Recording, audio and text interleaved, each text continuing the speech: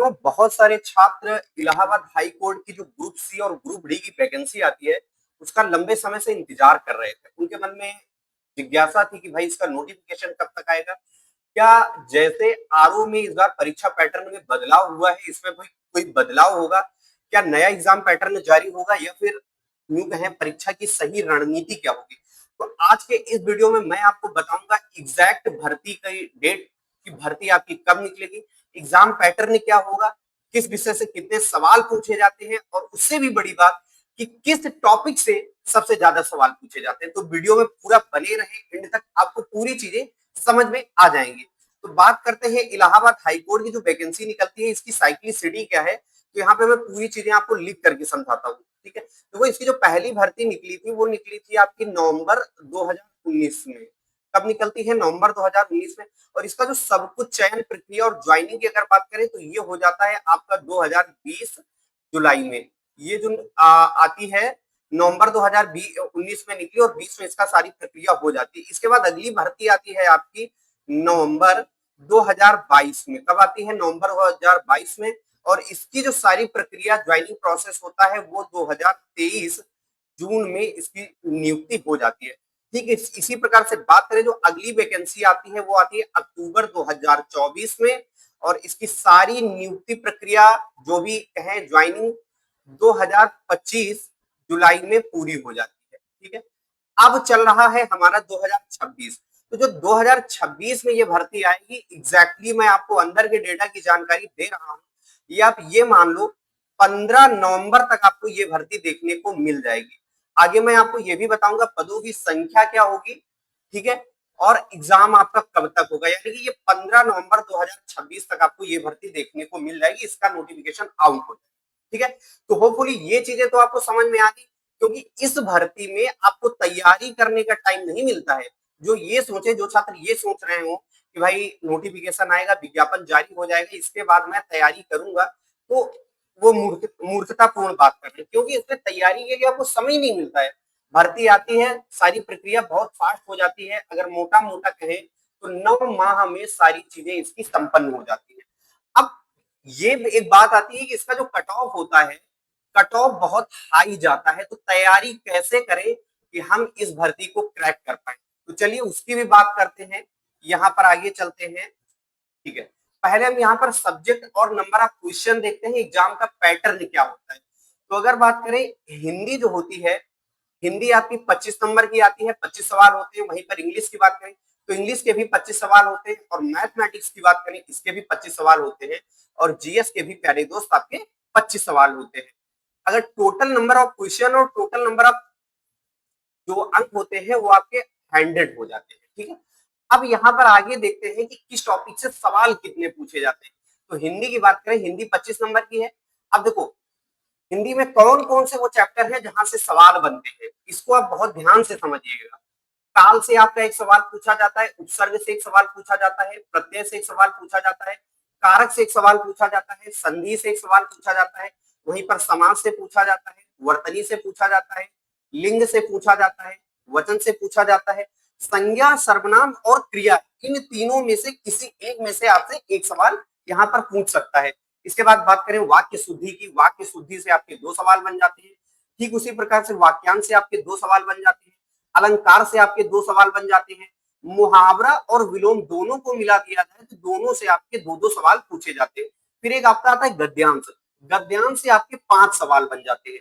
अब ये जो मैंने डेटा निकाला है ना, ये आपके जो लास्ट ईयर के पेपर हुए हैं उनको गहन अध्ययन करने के बाद, तकरीबन 2.5 से 3 घंटे देखने के बाद मैंने पेपर को एनालाइज किया। मैंने देखा कि किस टॉपिक से कितने सवाल पूछे जा रहे हैं। तो ये आपका एक तस्वीर उभर कर आई कि हिंदी में जो आपकी तस्वीर बन रही थी वो ये है। हिंदी में इन विषयों से एक एक सवाल, ये जितने सवाल थे मैंने यहाँ पर आपका विषय लिख दिया और यहाँ पर उनके क्वेश्चन लिख दिए कि किससे कितने सवाल पूछे जाते हैं। अब बात आती है क्या हिंदी में भैया 25 में से 25 अंक अर्जित किए जा सकते हैं या 25 में से 25 सवाल सही किए जा सकते हैं? तो हिंदी में बिल्कुल आप 25 में से 25 सवाल सही कर सकते हो। और वो कैसे कर सकते हो कि आप ज्यादा से ज्यादा पीवाईक्यू लगाओ। ठीक है। क्योंकि हिंदी में कोई नए क्वेश्चन तो बनते नहीं है। अगर आप पीवाईक्यू लगा रहे हो तो मैं दावे के साथ कह सकता हूं कि 25 में आपके 24 सवाल तो एटलीस्ट सही ही होंगे। और मैं इसी चैनल में आपको हिंदी की पूरी कंप्लीट तैयारी भी कराऊंगा। हिंदी में मैं दावे के साथ कह सकता हूं कि आपके 25 में से 25 जो अंक हैं ये लाने की जिम्मेवारी मेरी होगी। चलिए आगे देखते हैं। अब आगे चलते हैं, इसके बाद जीएस की बात कर लेते हैं। जीएस में जो 25 सवाल आते हैं वो किन किन विषयों से आते हैं और कैसे क्या इनका पैटर्न होता है। तो इतिहास से प्यारे दोस्त यहाँ पर 3 सवाल पूछे जाते हैं, भूगोल से आपके 2 सवाल पूछे जाते हैं, संविधान से आपके 3 सवाल पूछे जाते हैं, वहीं पर अर्थव्यवस्था से बात करें 3 सवाल बन जाते हैं, भौतिकी से 1 सवाल बन जाता है, रसायन विज्ञान से आपका 1 सवाल बन जाता है, जीव विज्ञान से आपके 3 सवाल बन जाते हैं, कंप्यूटर से आपका 1 सवाल बन जाता है, और वहीं पे पर्यावरण से अगर बात करें तो पर्यावरण से आपके 4 सवाल बन जाते हैं। करंट अफेयर की बात करें तो करंट अफेयर से आपके 2 सवाल बन जाते हैं, और स्टैटिक्स जीके में आपके 2 सवाल बन जाते हैं, इसमें आपका यूपी जीके भी इन्वॉल्व है। ठीक है, यहां तक चीजें समझ में आ गई। अब बात करते हैं इतिहास के वो कौन से टॉपिक हैं कि जिनमें हम 3 में से 3 अंक अर्जित कर सकते हैं। चलिए देखते हैं। इतिहास की अगर बात करें तो सबसे ज्यादा जो इतिहास में आपसे पूछा जाता है जैनिज्म यानी कि जैन धर्म, बौद्ध धर्म, इसके बाद मौर्य काल और गुप्त काल और मुगल काल। मुगल काल में आपसे अकबर के बारे में यहाँ पर ज्यादा पूछता है। किसके बारे में? अकबर के बारे में। 1857 की क्रांति पूछता है, और गांधी जी से रिलेटेड जितने भी फैक्ट हैं, ठीक है, गांधी जी से रिलेटेड जितने भी फैक्ट हैं उनको आपको याद कर लेना है, क्योंकि इतिहास में इन टॉपिक से सबसे ज्यादा सवाल बनता है। अब जैन धर्म हो या बौद्ध धर्म हो, मौर्य काल हो, गुप्त काल हो, मुगल काल हो, इनमें आपको बहुत ज्यादा डीप में नहीं जाना है, इनमें ऊपर ऊपर का पढ़ना है ना, मतलब बहुत ज्यादा डेप्थ में नहीं जाना है। लेकिन इतिहास की अगर जो बात करें तो इतिहास में आपके सबसे ज्यादा जो सवाल उपज रहे हैं इस परीक्षा में, इन टॉपिक से, इन 6 टॉपिक से उपजते हैं। ठीक है, बहुत डीप में नहीं जाना है, लेकिन सवाल इन्हीं से ज्यादा पूछे जाते हैं। अब यहाँ पर देखते हैं, जो हमने बताया आपको भूगोल के बारे में बात करें तो भूगोल में आपसे यहाँ पर भारतीय भूगोल, किससे? भारतीय भूगोल, है ना, भारतीय भूगोल। जैसे आपकी नदियां हो गई, नदियों के उद्गम स्थल पूछ लिया, कोयला कहां पर सबसे ज्यादा निकाला जाता है, अभ्रक कहां पर सबसे ज्यादा निकलता है, तो ये सारी चीजें जो है आपका भूगोल में पूछी जाती है। संविधान की अगर बात करें तो संविधान में आपकी शब्दावली, ठीक है, शब्दावली और प्रमुख संविधान संशोधन से अच्छे सवाल बनते हैं। यहां तक चीजें समझ में आ गई। अर्थव्यवस्था में आपसे फुल फॉर्म पूछ देता है, और भौतिकी में आपसे क्या पूछता है? भौतिक विज्ञान में आपसे मात्रक पूछ देता है, मात्रक और विमा। यानी कि भौतिक विज्ञान आपसे जो पूछेगा तो ये आपने जो क्लास 12 लेवल में जो पढ़ाई की है उसी से रिलेटेड यहाँ पे सवाल बनते हैं।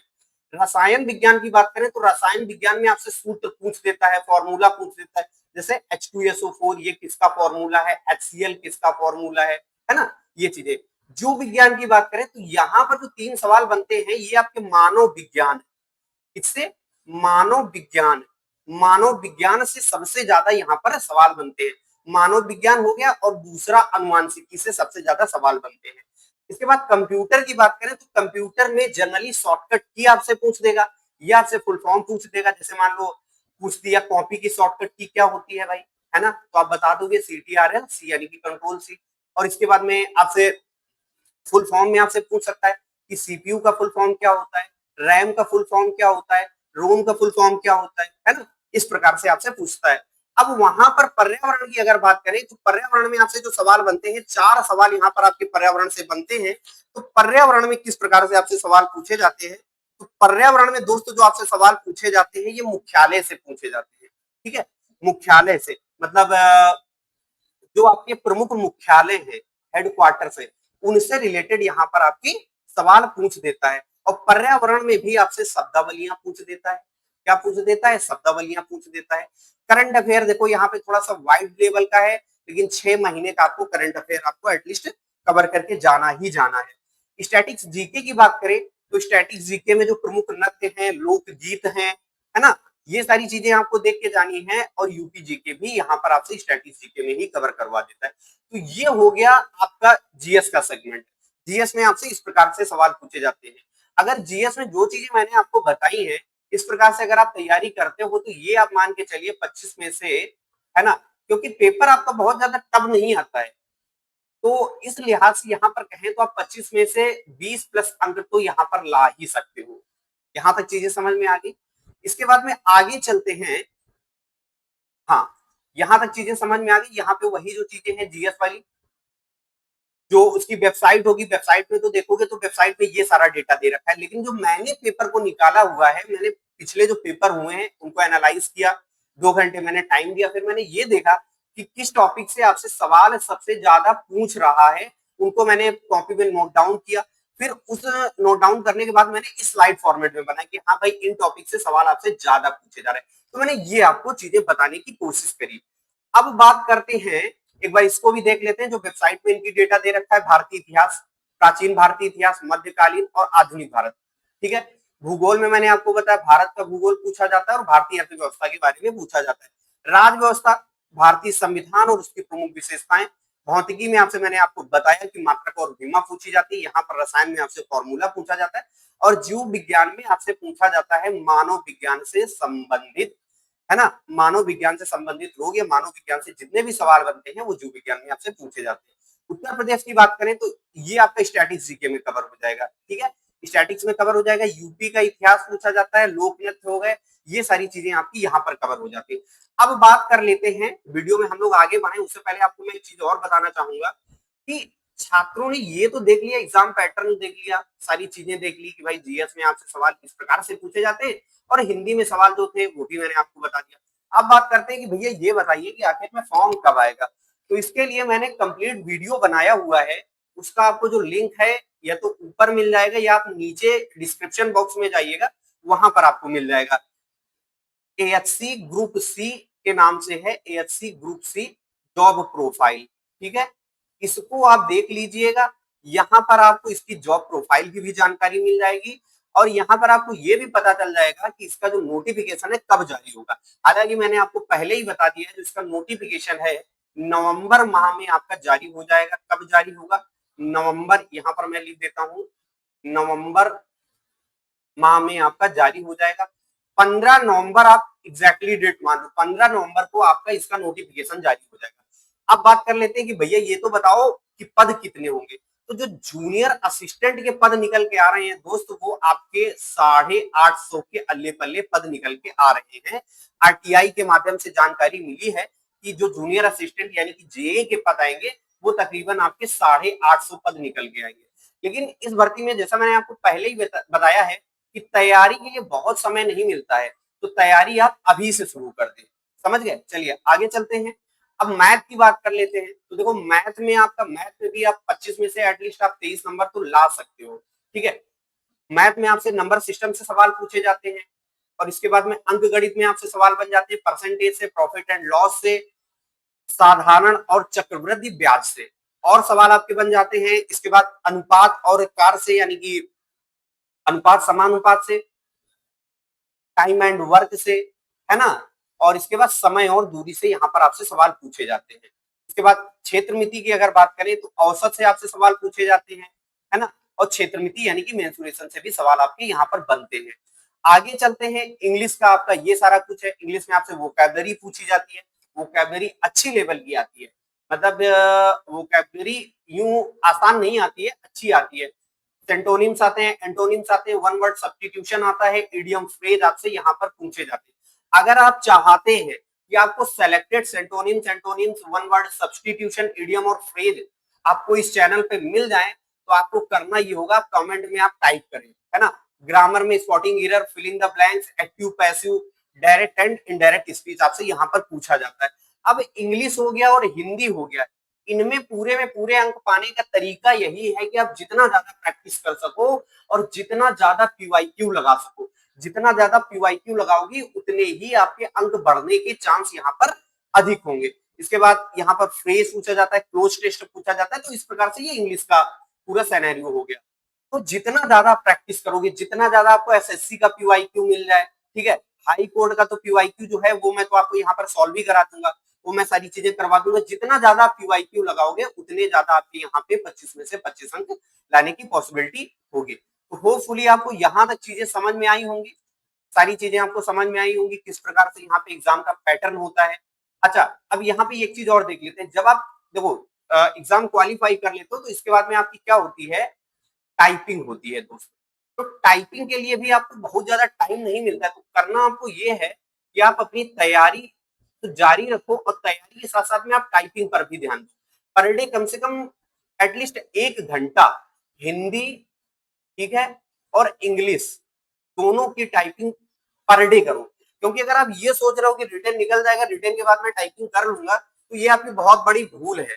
रिटर्न के बाद एक तो आपको उतना समय नहीं मिलेगा, और ना तो आप टाइपिंग कर भी नहीं पाओगे। तो यानी कि तैयारी जैसे ही आप कर रहे हो, तैयारी के साथ में आप 1 घंटा अपना निश्चित कर दीजिए कि हमको क्या करना है, यहाँ पर टाइपिंग भी करनी है। ये जो पूरा पूरा एक रोड मैप था इलाहाबाद हाई कोर्ट की भर्ती का, जो एग्जाम पैटर्न का, कि किस प्रकार से, किस टॉपिक से, किस विषय से सवाल आपके पूछे जाते हैं, वो मैंने आपको इस वीडियो में बताने की कोशिश करी।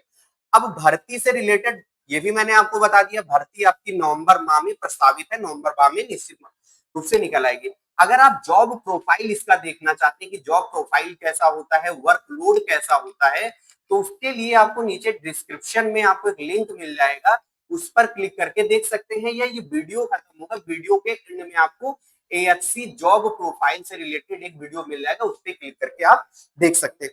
होपफुली चीजें आपको समझ में आई होंगी, और जो भी छात्र इसको लेके थोड़ा सा गंभीर है, तो एग्जाम डेट या नोटिफिकेशन का इंतजार मत करिए। मैंने आपको बता दिया है, नोटिफिकेशन नवंबर में जारी हो जाएगा, और ये मान लीजिए जनवरी फरवरी में आपका इसका निश्चित तौर पे आपका एग्जाम भी हो जाएगा। जनवरी फरवरी में एग्जाम भी हो जाएगा, तो समय आपको ना के बराबर मिलेगा। नवंबर में आपका नोटिफिकेशन आएगा, दिसंबर तक मान लीजिए, मान के चलिए होगा, जनवरी में आपका एग्जाम कंडक्ट हो जाएगा। तो तैयारी आप अभी से करना शुरू कर दीजिए। तैयारी के साथ साथ आपको टाइपिंग भी करना है। तो होपफुली चीजें आपको समझ में आई होंगी। अगर चीजें समझ में आई है तो वीडियो को लाइक कीजिएगा, चैनल को सब्सक्राइब कीजिएगा, और हो सके तो एक दोस्त के साथ अपने शेयर कीजिएगा। Thank you, thanks for watching me, happy study, have a nice day, good bye, thank you.